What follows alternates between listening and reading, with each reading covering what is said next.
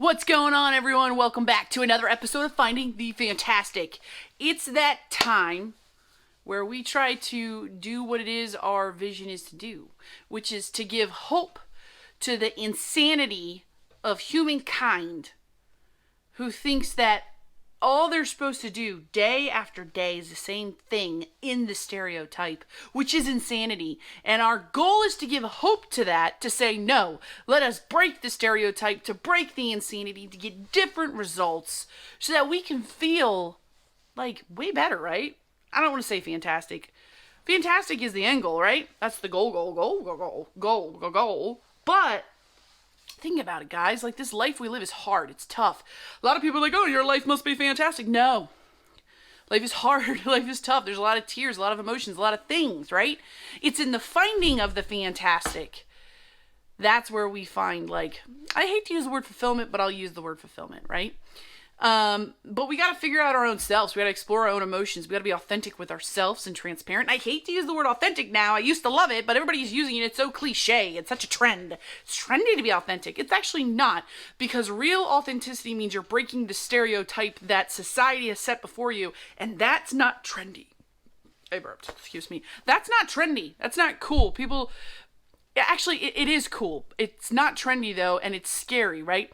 It's cool because when you see someone who's authentic, you're like, wow, they're really confident. They're really unique. They're really themselves. And you're like, yeah, it's so cool. But it's scary to do, and you have to really, like, get into your emotions and yourselves. Can we talk about codependency? Right? I know it was like a huge left turn, but that's one of my things that I'm figuring out, right? About myself, is this concept of codependency. And I used to think codependency was only for those who enabled people who were alcoholics or drug addicts, right? Now, codependency stalks the people who have empathy. They are empaths, stalks the people with high anxiety. Codependency is this need to always take care of another above yourself, is this desire to make sure everything's okay, even to a detriment of yourself, even to the detriment of the other person, because you don't understand you're actually like doing more harm than good. Like, I always have this desire to make sure everything's okay. So I'm always like, are you okay? Are you okay? What's wrong? Are you okay? What's wrong? Are you okay? Because, like, my empathness is feeling it, so I want to, like, fix it. When the reality is everything's fine. And by me saying, are you okay? Are you okay? It's making the other person uncomfortable, think that maybe something's not okay. Why are they asking me? What's the insecurity? And then this is something I will have done. I was out with a friend for lunch, and my friend's actually the one that helped me to realize this codependency issue. But the example was, she was getting something to eat.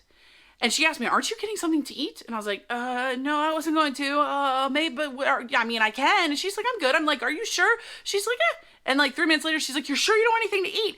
And my empathiness, whatever you want to call it, made me think, well, she wants me to eat with her, but she doesn't want to eat by herself. I'm making her feel small by eating by herself. Therefore, I need to order food and eat as well, even though I know I'm trying to lose weight and I already had breakfast. But it's not about me, it's about her. Therefore, I should take care of her. Look at that, right? Look at that codependency, right? And the reality is, I don't know what she was feeling. I don't know if that would have made her feel better or not. And at the end of the conversation, I asked her, she goes, no, I didn't. It would have been fine had you not eaten anything. And I was like, I just asked you a million times. Like, you asked me, but I like responded in a million different ways, and it was weird, and this whole thing is weird, and I was so codependent on it, right? And from the outside viewing a codependent relationship, when you see someone you care about being codependent on somebody, you think that the person is doing it to the person, right? So not the person who's codependent, but the person who's receiving it. You think they're the one doing it. They're sucking all of that attention. They're sucking all of this, service and whatever. When the reality is, I'm doing it.